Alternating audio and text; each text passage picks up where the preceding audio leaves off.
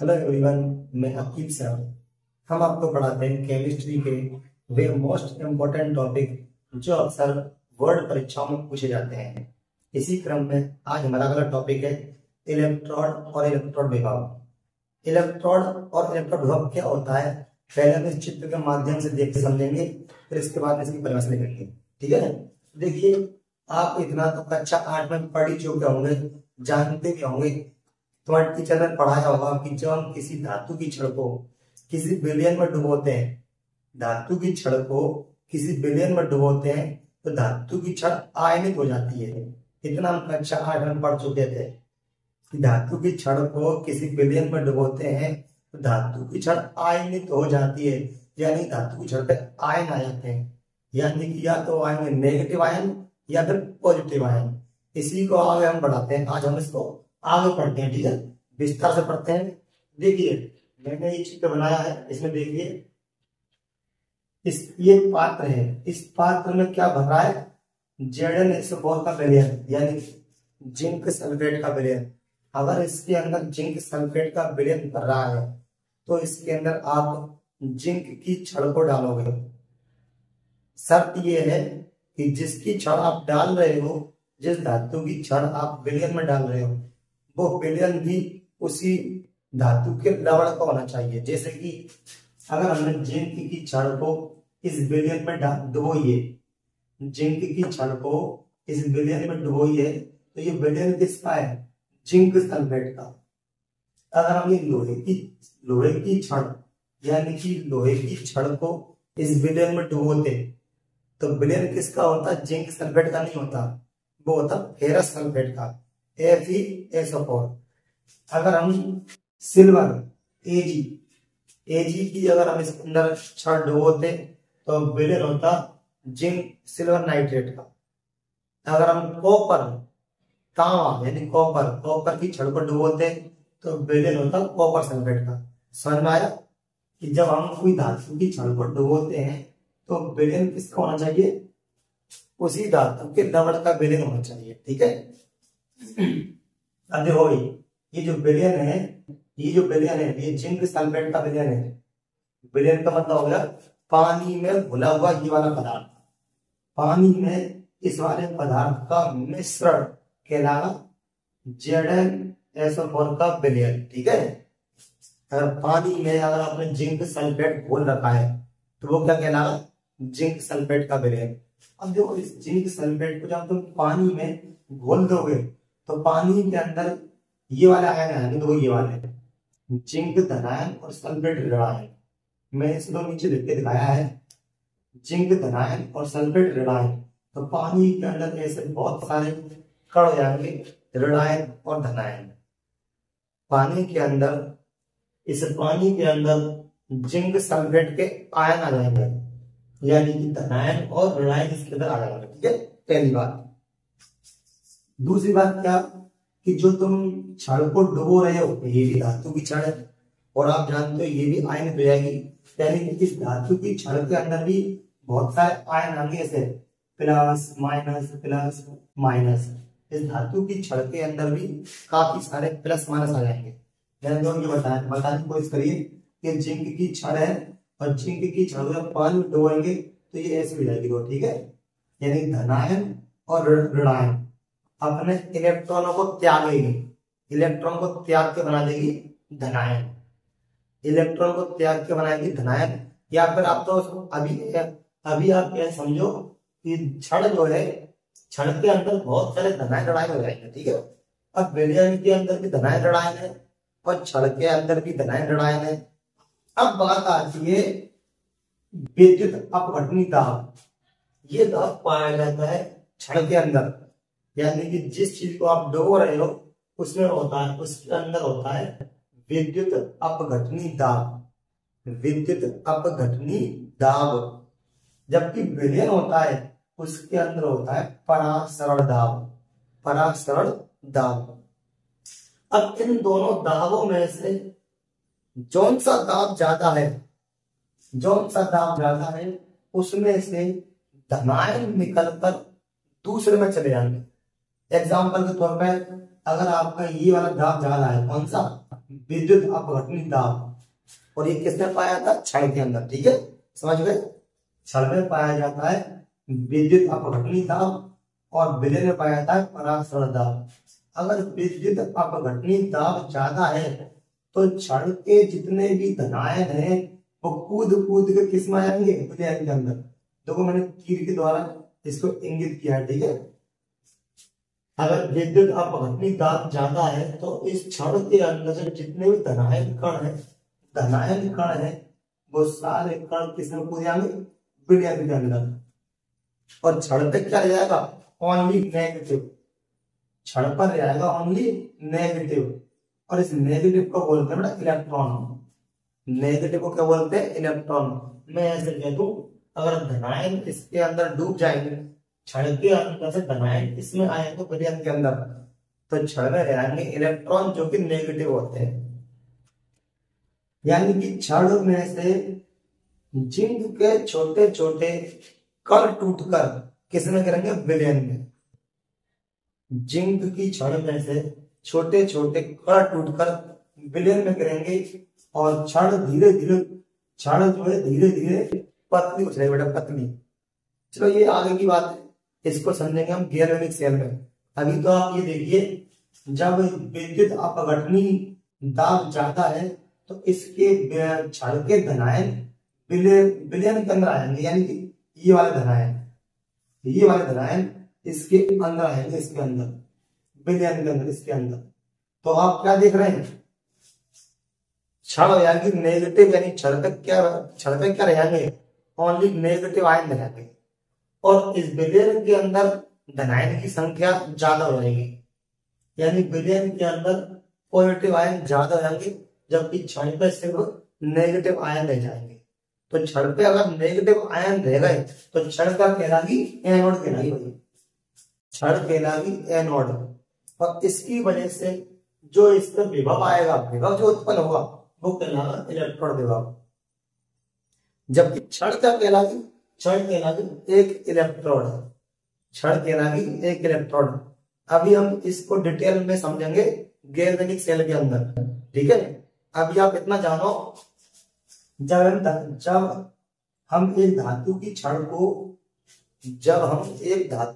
को उसी धातु के लवण के विलयन में डुबोते हैं तो धातु की छड़ आवेशित हो जाती है, जिसके कारण छड़ पर जो विभव उत्पन्न होता है उसी को बोलते हैं इलेक्ट्रॉन विभव।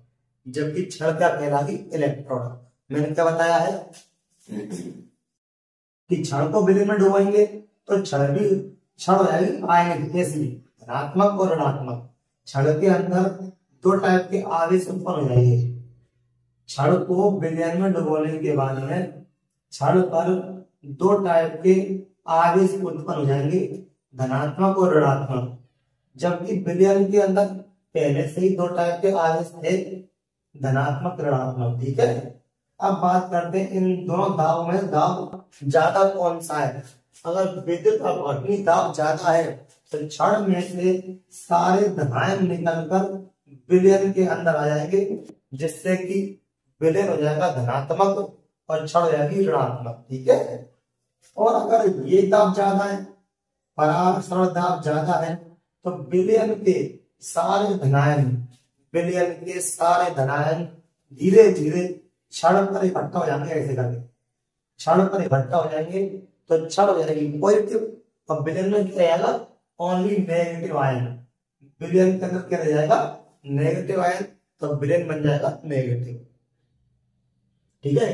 तो एक तो विभव उत्पन्न होगा किसके अंदर, क्षण के अंदर, जो भी हो, धनात्मक विभव या ऋणात्मक विभव, और दूसरा विभव उत्पन्न हो जाएगा विलयन के अंदर। वो कोई सा होता है, धनात्मक या ऋणात्मक। अगर विलयन में धनात्मक विभव है तो क्षण में होगा ऋणात्मक विभव, और अगर क्षण में धनात्मक विभव है तो विलयन में होगा ऋणात्मक विभव। और इन दोनों के डिफरेंस को, इन दोनों के अंतर को बोलेंगे इलेक्ट्रॉन विभव, ठीक है। अब देखिए डेफिनेशन क्या है, देखिए। अच्छा, जो मैंने समझाया है अगर समझ में ना आए तो वीडियो को दोबारा देखें, है ना।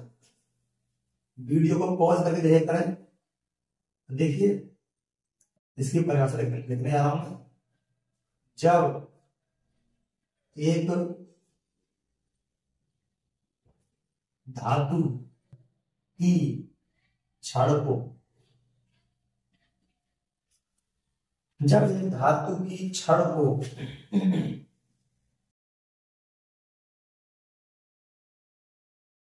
उसी धातु के लवण के विलयन में, जब एक धातु की छड़ को उसी धातु के लवण के विलयन में डुबोया जाता है तो धातु की छड़ पर एक विभव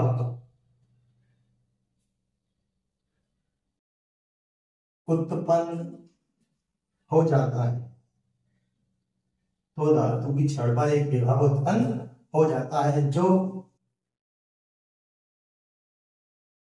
विलयन पर उत्पन्न विभव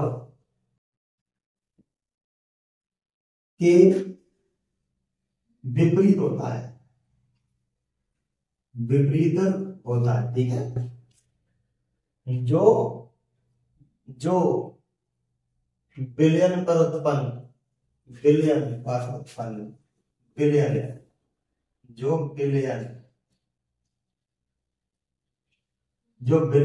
उत्पन्न विभव के विपरीत होता है। इन दोनों विभव यानी कि धातु पर विभव और विलयन पर विभव, इन दोनों विभव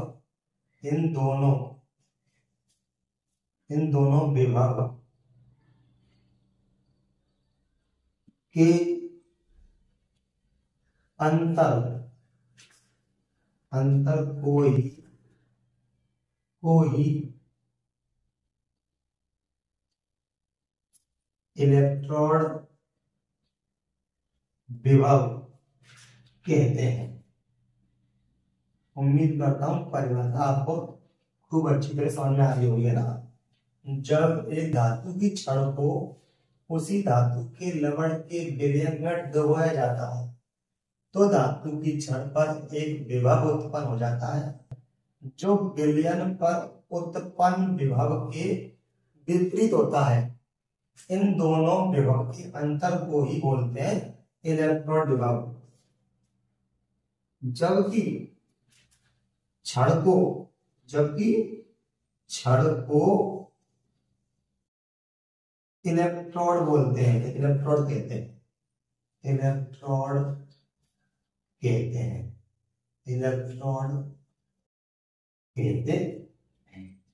समझ में आया? अब आपको परिभाषा बिल्कुल समझ में आ गई होगी और जो मैंने समझाया है वो भी आपको समझ में आ गया होगा कि जब एक धातु की छड़ को उसी धातु के लवण के विलयन में डुबोया जाता है तो धातु की छड़ पर एक विभव उत्पन्न हो जाता है। मैंने बताया था ना, विभव कैसा होगा, या तो नेगेटिव विभव होगा, या तो विभव होगा नेगेटिव या होगा पॉजिटिव, जो विलयन के विपरीत होगा। अगर धातु की छड़ अगर नेगेटिव हो गई है तो विलयन हो जाएगा पॉजिटिव। ठीक है, और अगर विलयन अगर नेगेटिव हो गया है तो धातु की छड़ हो जाएगी पॉजिटिव। और इन दोनों के विभव के डिफरेंस को बोलेंगे इलेक्ट्रोड विभव। जो छड़ डुबोई है उसको बोलेंगे इलेक्ट्रोड। समझ में आया? लीजिए स्क्रीनशॉट। अब देखिए, अगर यही कार्य अगर हम 25 डिग्री सेल्सियस ताप और एक वायुमंडलीय दाब पर करें, यही कार्य जो हमने अभी किया था छड़ को विलयन में डुबोई थी, यही कारण अगर हम 25 डिग्री सेल्सियस ताप और एक वायुमंडलीय दाब यानी एक एटीएम दाब पर करें तो जो विभव उत्पन्न होगा ना उसको बोलते हैं मानक इलेक्ट्रोड विभव। ठीक है, तो देखो मैं दिखाया था, मैं इसको भी अच्छी पेपर में आती है, ये देखने से मानक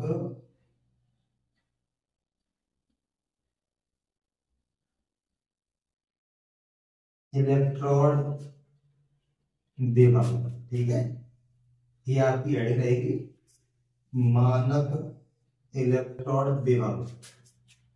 इसमें देखेंगे हम जब एक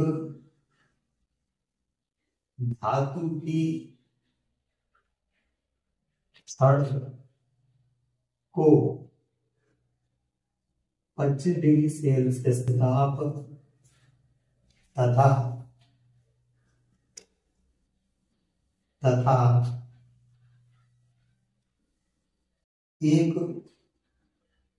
एक वायुमंडलीय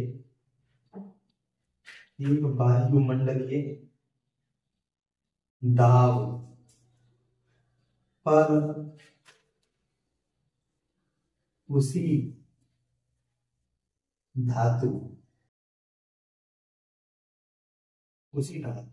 पर उसी धातु के लवण के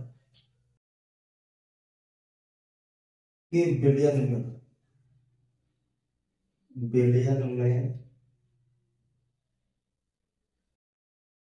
डुबोया जाता है तो धातु की छड़ तथा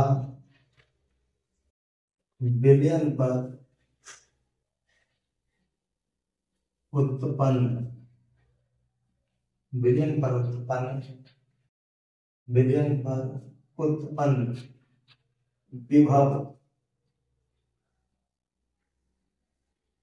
के अंतर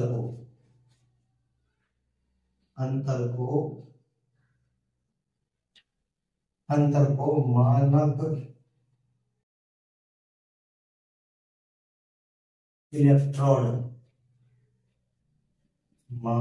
इलेक्ट्रोड विभव कहते हैं।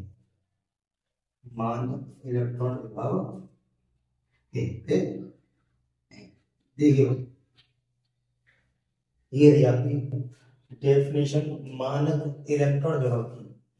मैंने कहा है यही का जो हमने किया था, जब एक धातु की छड़ को 25 डिग्री सेल्सियस ताप तथा एक वायुमंडलीय दाब पर उसी धातु के लवण के विलयन में डुबोया जाता है तो धातु की छड़ तथा विलयन पर उत्पन्न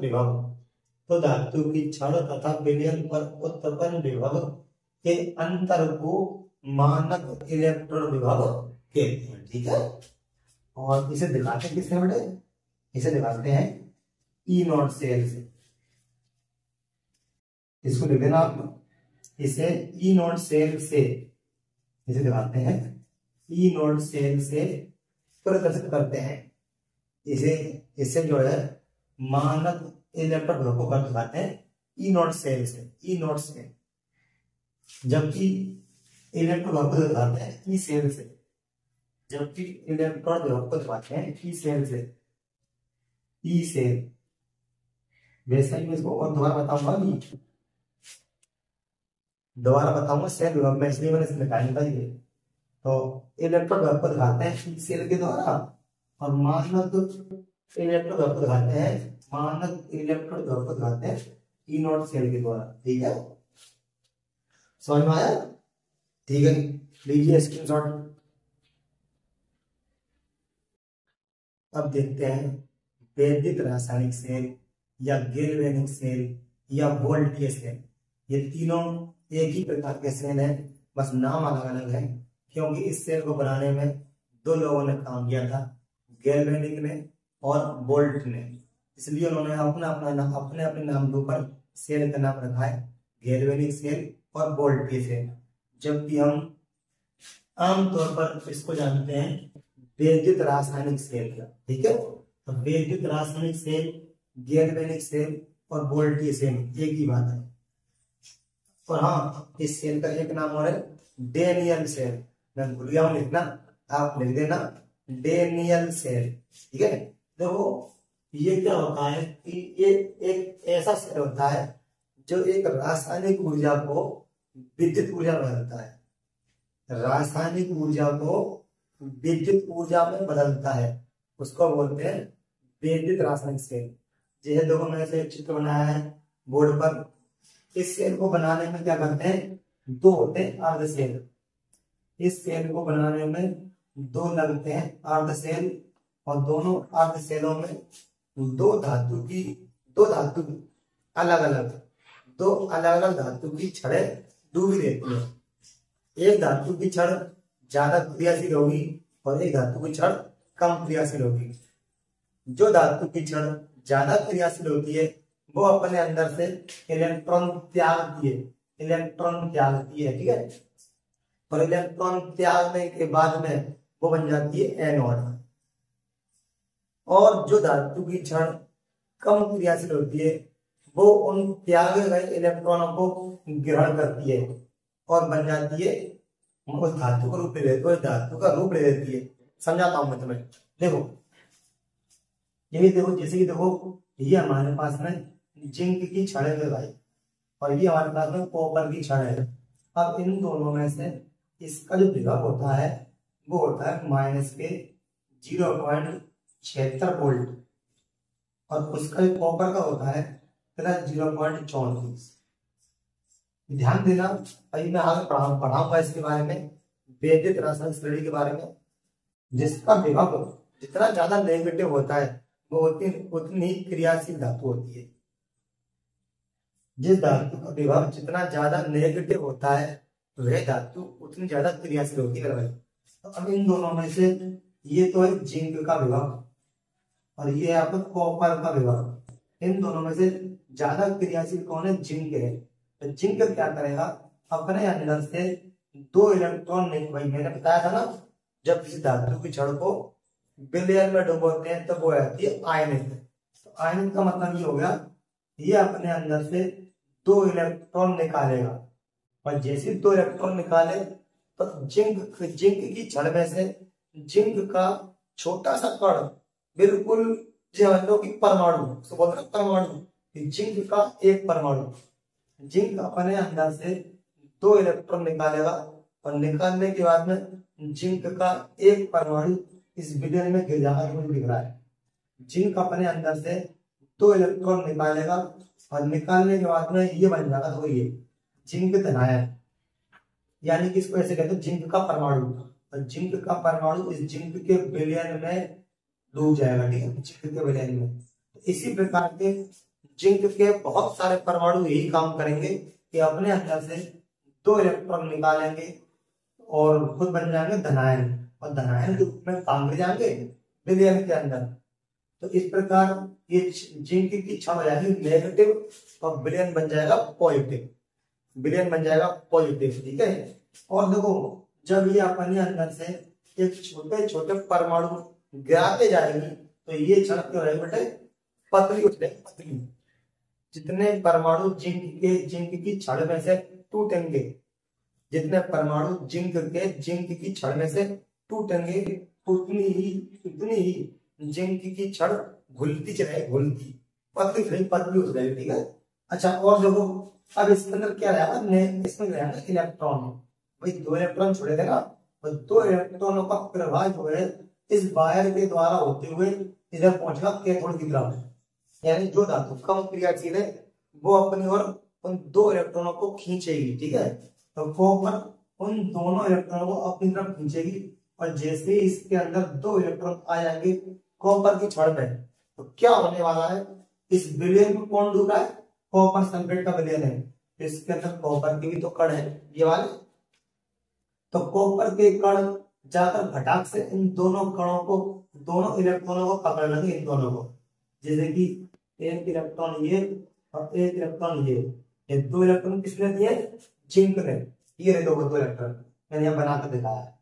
जो इलेक्ट्रॉन दो इलेक्ट्रॉन जो जिंक ने दिए थे, उनको ये जो विलयन में है, कॉपर सल्फेट के विलयन में जो कॉपर के जो परमाणु है, वो जाके इनको पकड़ लेंगे ऐसे करके, और ये जो है कॉपर धनायन प्लस 2 इलेक्ट्रॉन, और ये बन जाएगा कॉपर, यानी कॉपर के परमाणु यहाँ पर इकट्ठे हो जाएंगे।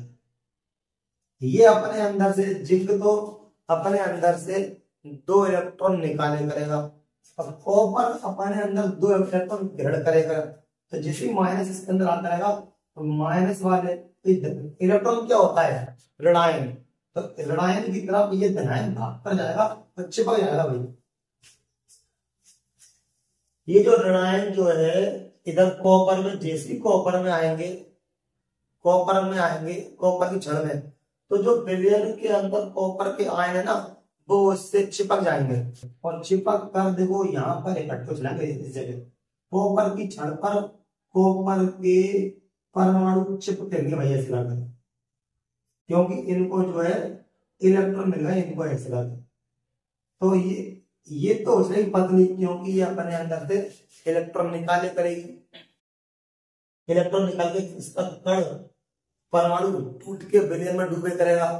जबकि इसमें कॉपर वाले में इसके परमाणु यानी विलयन में जो कॉपर के परमाणु है वो उल्टा जाकर इलेक्ट्रॉन ग्रहण करके इस कॉपर की छड़ में चिपकेंगे, तो ये वाली छड़ मोटी, ठीक है।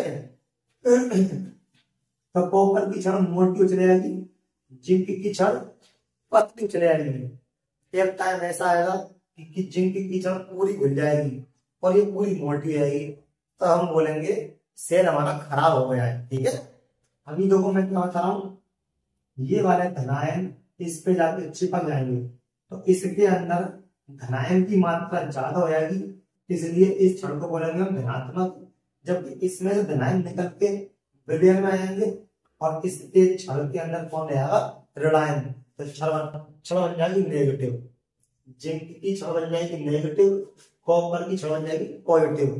नेगेटिव छड़ को बोलते हैं एनोड और पॉजिटिव छड़ को बोलते हैं कैथोड, ठीक है मेरे भाई। तो अब मैं तो बताऊं एनोड में क्या होता है, एनोड में होता है इलेक्ट्रॉनों का निष्कासन, ठीक है। इलेक्ट्रॉनों को त्यागा जाता है एनोड में, तो इलेक्ट्रॉन का त्यागना क्या कहलाता है, ऑक्सीकरण, ठीक है ना। तो जिंक का तो होता है ऑक्सीकरण, और इलेक्ट्रॉनों को ग्रहण करना कहलाता है अपचयन, यानी कैथोड। और जो परमाणु इलेक्ट्रॉन ग्रहण करता है उसको बोलते हैं बेटा कैथोड। क्या बोल रहा हूं मैं, जो मतलब कि जो परमाणु इलेक्ट्रॉन त्यागता है, जो परमाणु इलेक्ट्रॉन त्यागता है उसको बोलते हैं एनोड, जो परमाणु इलेक्ट्रॉन ग्रहण करता है वो कहलाता है कैथोड, ठीक है।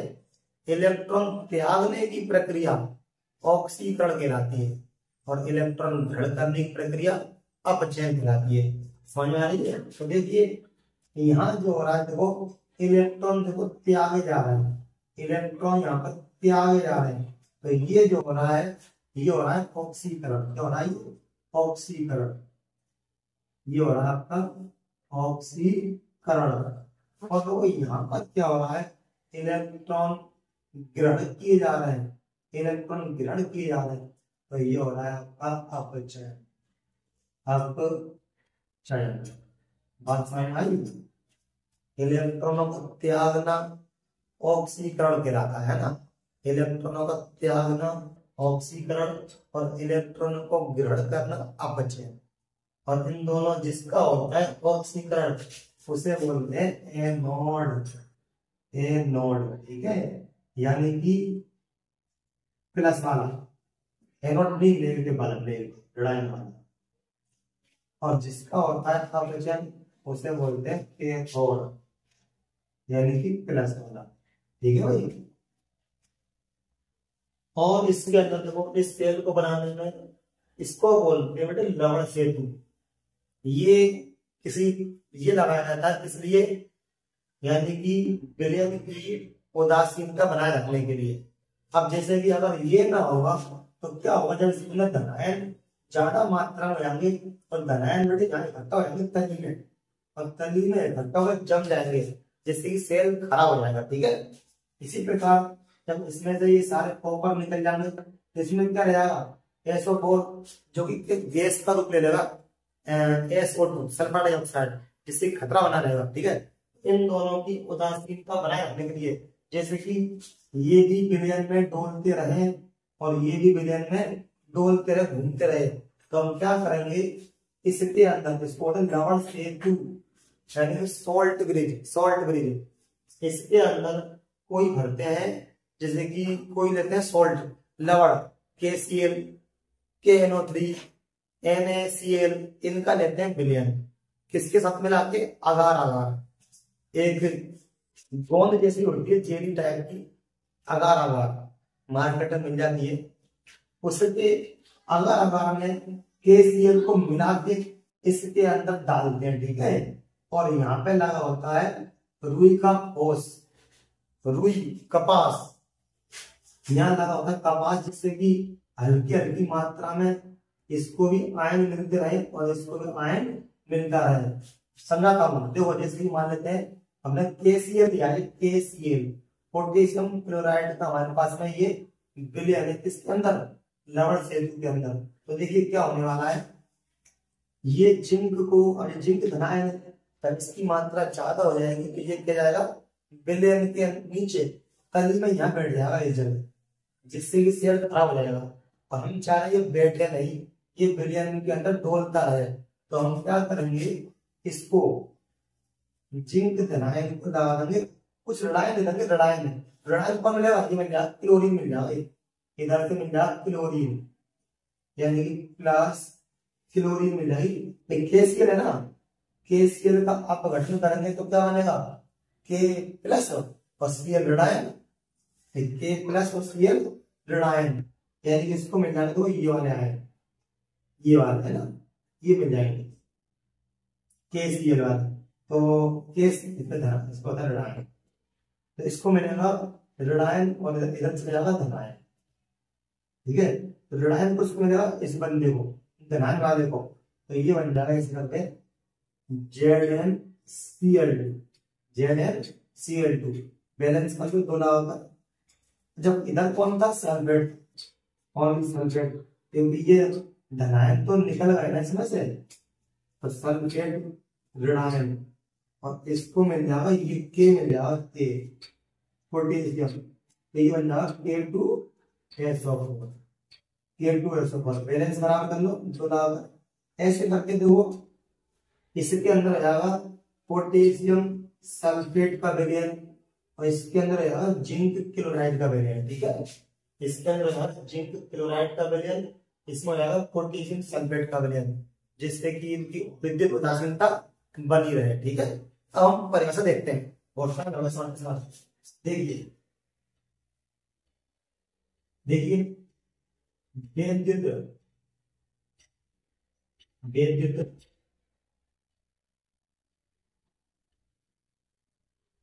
रासायनिक से वह युक्ति है, विद्युत रासायनिक से वह युक्ति है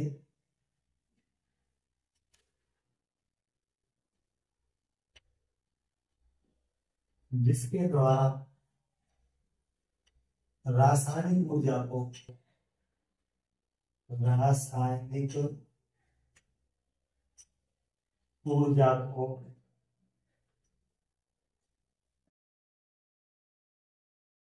विद्युत ऊर्जा में बदला जाता है, बदला जाता है।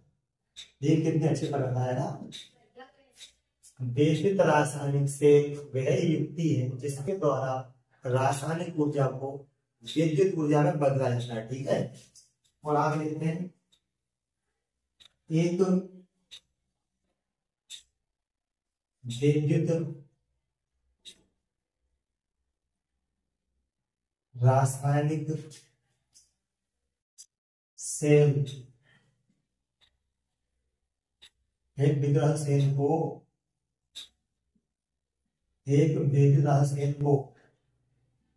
एनोड यानी कि ऑक्सीकरण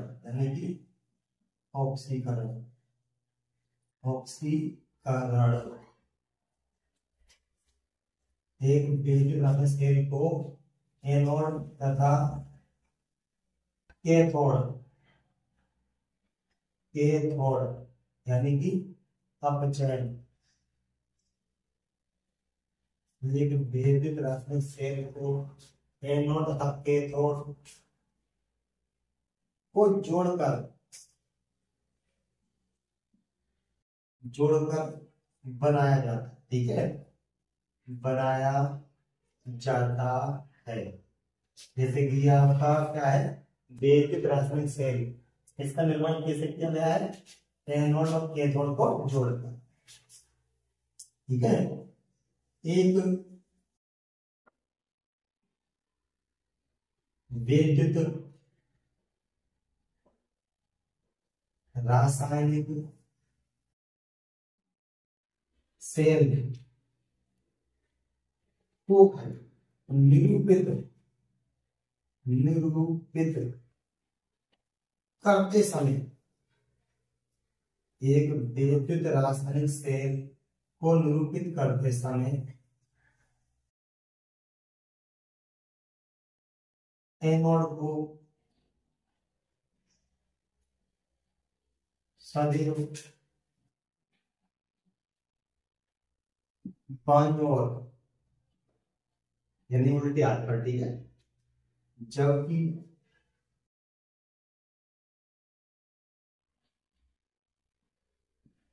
कैथोड को सदैव दाईं ओर लिखा जाता है। तो ये रहा आपका निर्माण और ये रहा आपका निरूपण। ये निर्माण रहा और ये निरूपण। निर्माण कैसे करते हैं, एनोड और कैथोड को जोड़कर, और निरूपण कैसे करते हैं, एनोड को बाईं तरफ और कैथोड को दाईं तरफ, तथा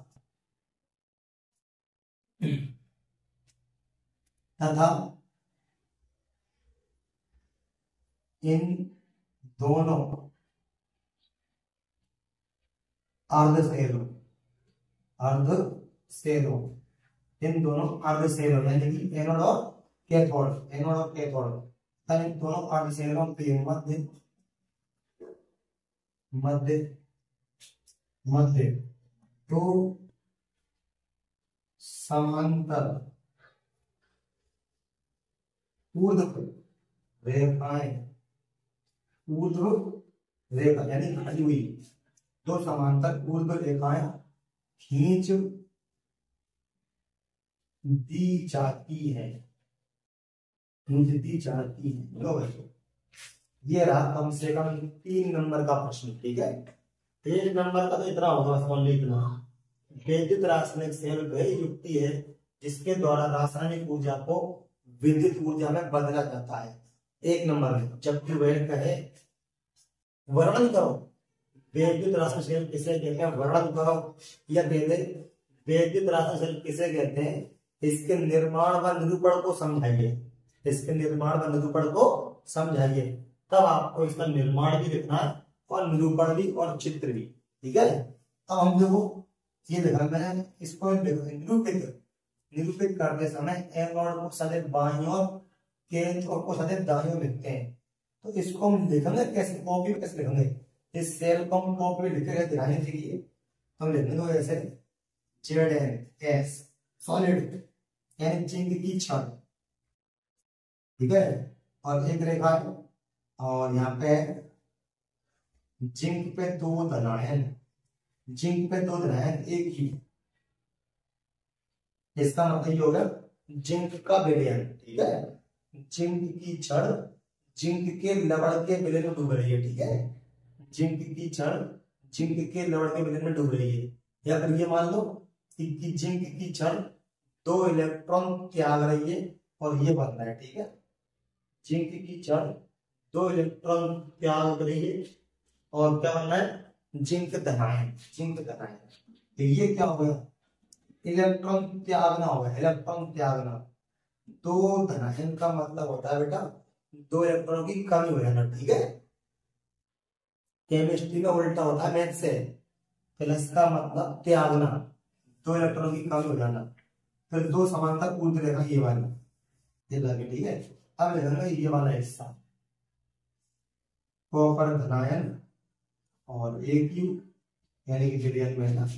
अब विलयन में से 2 इलेक्ट्रॉन, विलयन में थे, विलयन में ये तो गए विलयन में, इसमें से तो ये बन गया 2 इलेक्ट्रॉन त्यागने के बाद में।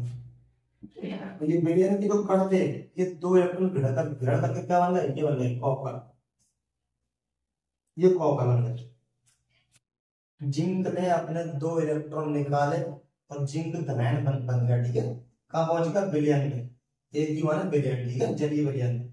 और जो कॉपर के विलयन में जो कॉपर के आयन थे, कॉपर के विलयन में जो कॉपर के आयन थे वो 2 इलेक्ट्रॉन ग्रहण करके कौन से वाले जिंक ने दिए थे ग्रहण करके कॉपर में चेंज हो जाएंगे, ठीक है। तो देखो इस जो सेल को हम ऐसे लिख के दिखाएंगे अपनी कॉपी पे, ठीक है। वो चित्र है और ये सेल का प्रारूप है, समझ में आया, समझ में आया है तो स्क्रीनशॉट लीजिए और नहीं आया तो कमेंट कीजिए।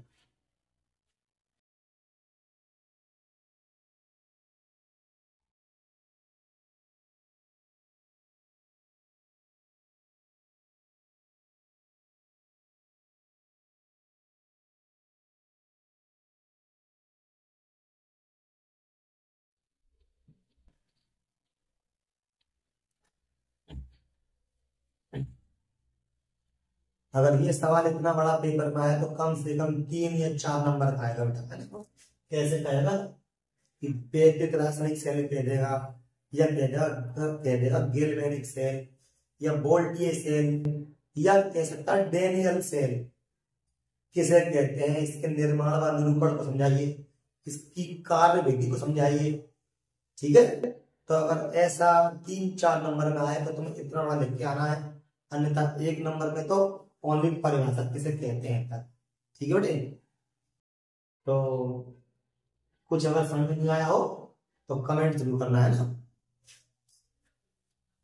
अब देखते हैं वैद्युत वाहक बल यानी कि EMF, इलेक्ट्रोमोटिव फोर्स या सेल विभव किसे कहते हैं और इसके सवाल कैसे करेंगे, है ना। देखिए सिंपल सी बात है, वैद्युत वाहक बल यानी कि सेल विभव यानी कि इस सेल का विभव क्या होगा। इस वोल्ट मीटर से लिख रहा है, वोल्ट मीटर, इसके अंदर कितने वोल्ट का विभव उत्पन्न होगा उसको बोलेंगे सेल विभव। तो देखो ये विद्युत रासायनिक सेल में दोनों अर्ध सेलों के विभव के अंतर को समझ में आ रही है, विद्युत काम में आ रहा है ना, विद्युत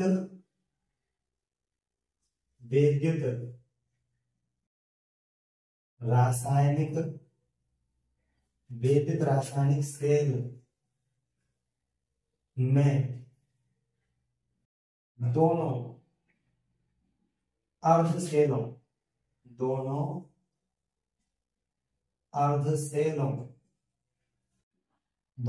कौन से हुआ एनोड और कैथोड, दोनों अर्ध सेलों यानी कि एनोड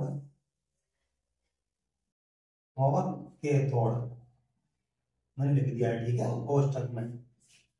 वैद्युत रासायनिक सेल में दोनों अर्ध सेलों के विभव के अंतर को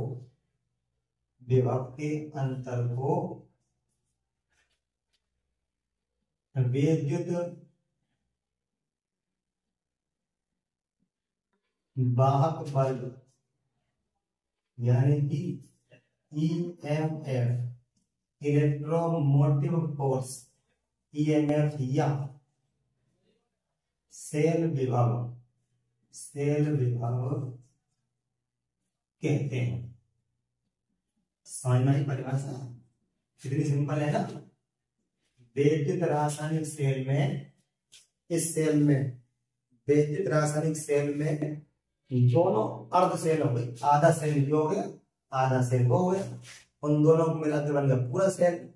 बेसिक रासायनिक सेल में दोनों अर्ध सेलों के विभव के अंतर को बोलते हैं सेल विभव, यानी कि ईएमएफ। अच्छा, इसको ज्ञात कैसे करते हैं? तो देखो मैंने बताया था, पहले तो वोल्टमीटर से करते हैं, इसके ऊपर सवाल भी तो आएंगे ना, सवाल कैसे करेंगे? तो सवाल करने के लिए देखो एक सूत्र बनाया गया है, तो लेता हूं मैं इसे, नर्स्ट समीकरण द्वारा ज्ञात किया जाता है, ज्ञात कर सकते हैं। बड़े इसे जो है नर्स्ट समीकरण द्वारा ज्ञात कर सकते हैं। अब ये समीकरण कौन सा होता है? बोर्ड पे लिखा हूं, देख, ईएमएफ बराबर ई नॉट सेल, ईएमएफ बराबर ई नॉट सेल माइनस मैं लिखूं डायरेक्ट लिखूं, है ना, डायरेक्ट लिख देता हूं क्योंकि तुम्हें दिक्कत नहीं होगी, तुम्हें तो सीखना है ना वैसे भी, तो मैं किसको पढ़ा देना है, मतलब अपने भी सीखना है, अपनी तैयारी करनी है ना। देखो ईएमएफ बराबर E naught cell minus 0.059 upon में एन, जब ऐसा मत करो ये कहां से आया, खीर खाओ, ठीक है, ये बनते हो हल खाओ, पत्ते रख देना। देखो ईएमएफ बराबर E naught cell minus 0.059 upon n log उत्पादों का सांद्रण, उत्पादों का सांद्रण अपॉन में अभिकारकों का सांद्रण। देखो ये है भाई, ऐसे देखो बताऊं मैं 0.059 कहां से आता है, ठीक है, अपनी किताब पर देखना, एनसीईआरटी किताब को, वहां पे तो मिलेगा, यहाँ इस जगह लिखा हुआ 2.303 RT अपॉन NF, जबकि R का मान होता है बेटे 8.314 यानी कि 8.314 और टेम्परेचर 298 केल्विन, और ऊपर क्या था 2.303 मल्टीप्लाई R का मान मल्टीप्लाई T का मान अपॉन F का मान 96,500 कूलम। हम ऊपर का मल्टीप्लाई करेंगे और नीचे से 96,500 का भाग देंगे, इतना आएगा, ठीक है। इसलिए कम की ज्यादा नबरे मत पड़ो, ठीक है, मुद्दे जाओ मेन मुद्दे पर। हमारा ये है मेन चीज, मेन चीज हमारा ये है, यानी कि ईएमएफ ज्ञात करने का जो नेक्स्ट समीकरण को ये है, ईएमएफ बराबर E naught cell minus 0.059 upon n log उत्पादों का सांद्रण अपॉन अभिकारकों का सांद्रण, जहां ई नॉट सेल को बोलते हैं मानक इलेक्ट्रॉन विभव, ई नॉट सेल को बोलते हैं मानक इलेक्ट्रॉन विभव। तो इसका मान निकालते कैसे हैं? इसका मान निकालते हैं कैथोड का इलेक्ट्रॉन विभव minus anode, cathode minus anode करते हैं। ये बताओ सवाल कराना, जब ई नॉट सेल का मान निकालते हैं कैथोड माइनस एनोड करके, ठीक है। चलो स्क्रीनशॉट लो, सवाल कराने आज अभी। अब देखिए इसके ऊपर सवाल कैसे आते हैं, ठीक है, ईएमएफ के सवाल कैसे आते हैं देखिए। मैं सवाल लिख रहा हूं बोर्ड पर,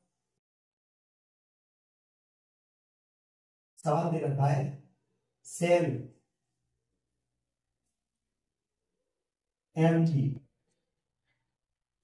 और एक रेखा एमजी पर दो धाराएं, इसका सांद्रण दे रखा 0.001, ये सांद्रण होता है विलयन का सांद्रण, तो दो रेखा अभी की तरह है ना, और सी पे दो धनायन, इसका स्थान दे रखा है 0.0001 अब ये सी कॉपर। मैग्नीशियम की छड़, मैग्नीशियम का विलयन, मैग्नीशियम का विलयन और कॉपर का विलयन, कॉपर की छड़। ठीक है, देखो सवाल ऐसा आता है, ये एक पूरा सेल दे रखा है। ठीक है, सवाल ऐसा आता है और तुमसे कहता है सेल इतने का ईएमएफ ज्ञात कीजिए, ज्ञात कीजिए। हमारी एनसीईआरटी किताब का ये पहला सवाल है। ये एनसीईआरटी किताब में जब ईएमएफ का पहला सवाल है ना, उसमें उसी मतलब उसी किताब का सवाल है ना, किताब में देख लेना। तो ये दे रखा ईएमएफ ज्ञात कीजिए जबकि मैग्नीशियम का जो विभव है, तो सवाल में ये वाले मान दिए होते हैं। ठीक है, -2.37 वोल्ट, और कॉपर का जो विभव होता है वो होता है +0.34 वोल्ट। ठीक है, एनसीईआरटी किताब के पेज नंबर 70 पर एक श्रेणी दे रखी है, विद्युत रासायनिक श्रेणी, वहीं से ये मान उठाएगा। ठीक है, लेकिन तुम्हारा जब तुम्हारे सवाल आएगा ना एग्जाम में तो ये मान देगा। ठीक है, हालांकि तुम याद करो तो याद कर लेना 4-5, लेकिन वैसे भी देता है। ठीक है, सवाल हमारा ये है कि सेल दे रखा, इसका आपको ईएमएफ निकालना है और ये दोनों को विभव दे रखे हैं, यानी कि अच्छा अब ये बताइए इस सेल में ये बताओ एनोड कौन है, कैथोड कौन है। मैंने अभी तुम्हें थोड़ी देर पहले बताया था एनोड को सदैव बाईं ओर, एनोड को सदैव बाईं ओर और कैथोड को हमेशा दाईं ओर लिखा जाता है। ठीक है, तो देखो इसमें कैथोड कौन है, ये आपका कैथोड और ये आपका एनोड। पहले तो मैं एक काम करता हूं, हमसे पूछ रहा हूं ईएमएफ, तो मैं लिख दूंगा नर्क समीकरण से, पहले काम हमारा ये है ना, और इसका मैं लिख दूंगा सूत्र ईएमएफ बराबर E naught square -0.059 upon n log उत्पादों का सांद्रण अपॉन में अभिकारकों का सांद्रण, अभिकारकों का सांद्रण। ईएमएफ बराबर ई नॉट सेल, ईएमएफ बराबर E naught cell -0.059 upon n log उत्पादों का सांद्रण। मैंने लिखा पीछे है ना का सांद्रण, तुम लिख देना उत्पादों का सांद्रण अपॉन अभिकारकों का सांद्रण।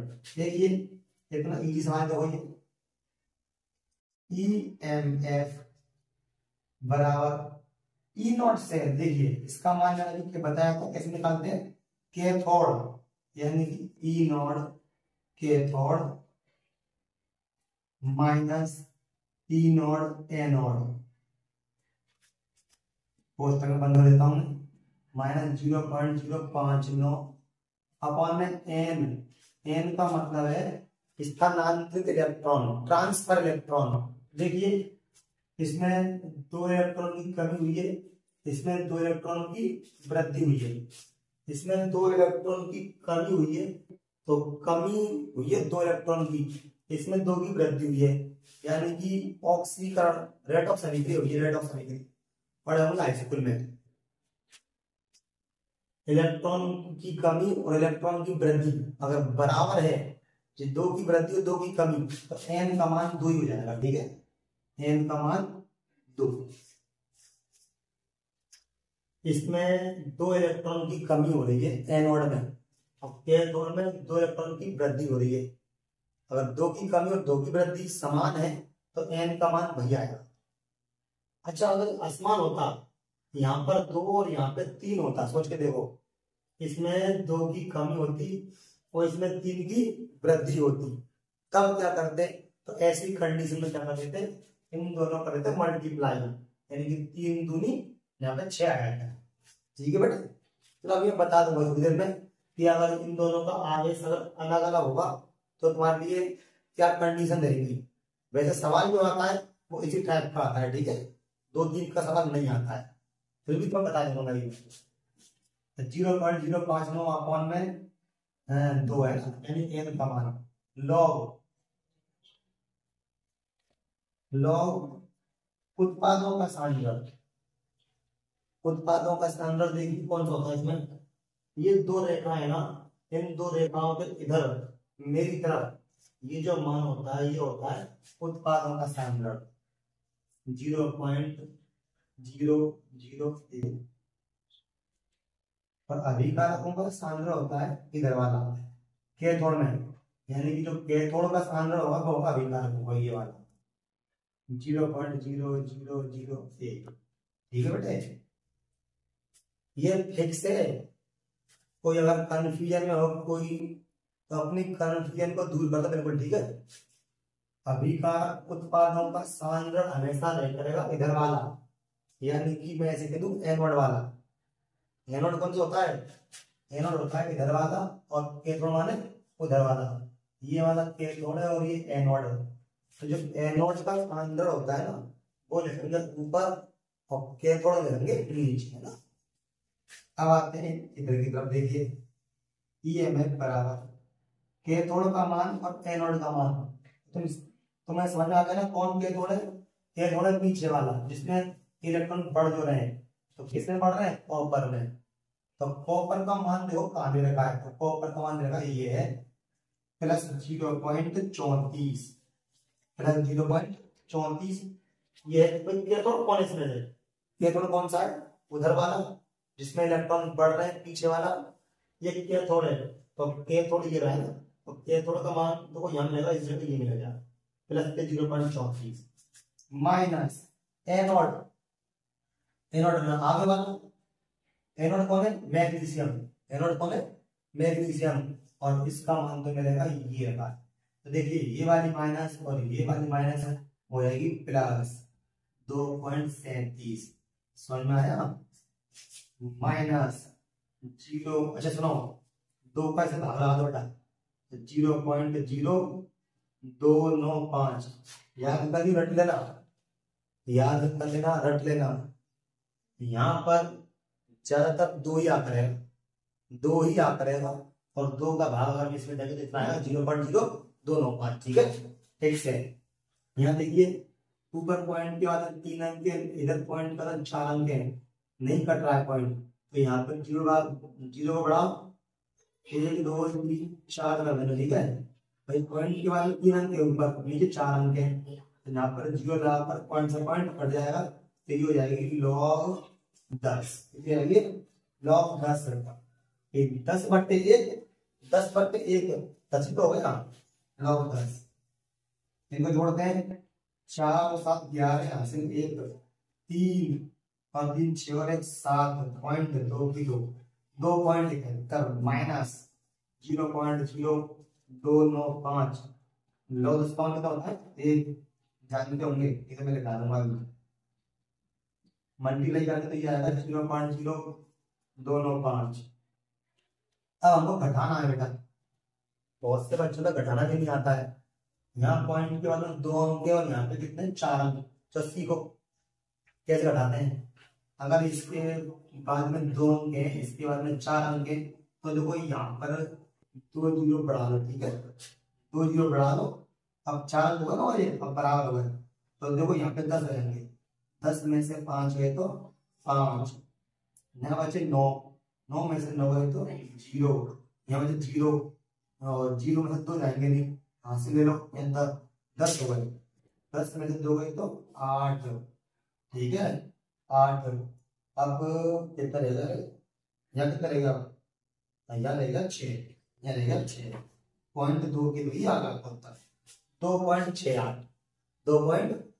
10 में से 5 गए तो 5, 9 में से 9 गए तो 0, यहाँ बचा 0, 10 हो गए, 10 में से 2 गए तो 8, यहाँ बचा 6, 6 में से 0 गई तो 6 बचा, पॉइंट 2 की 2, और मात्रा क्या होगा इसका, वोल्ट, मात्रा क्या होगा, वोल्ट। समझ में आया, दोबारा देख लो, एक सेल दे रखा है और इस सेल का हमको निकालना ईएमएफ और साथ में क्या दे रखा है, ये दे रखा है मैग्नीशियम का विभव दे रखा है, मैग्नीशियम का विभव दे रखा है, मैग्नीशियम का -2.37 वोल्ट और कॉपर का विभव दे रखा है 0.34 वोल्ट।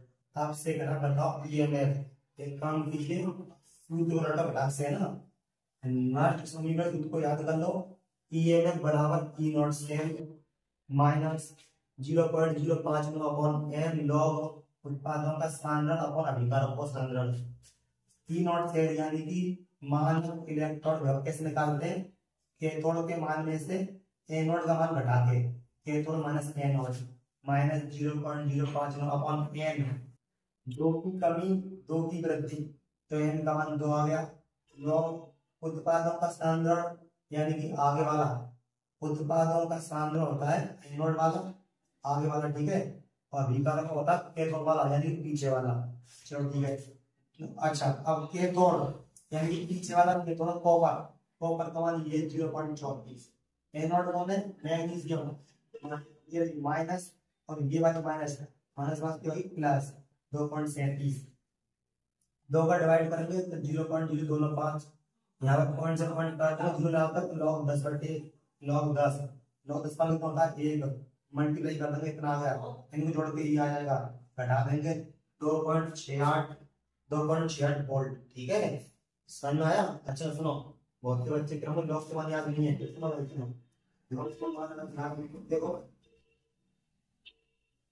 log 2 का मान 0.301 वैसे अगली वीडियो लगा सकते हैं।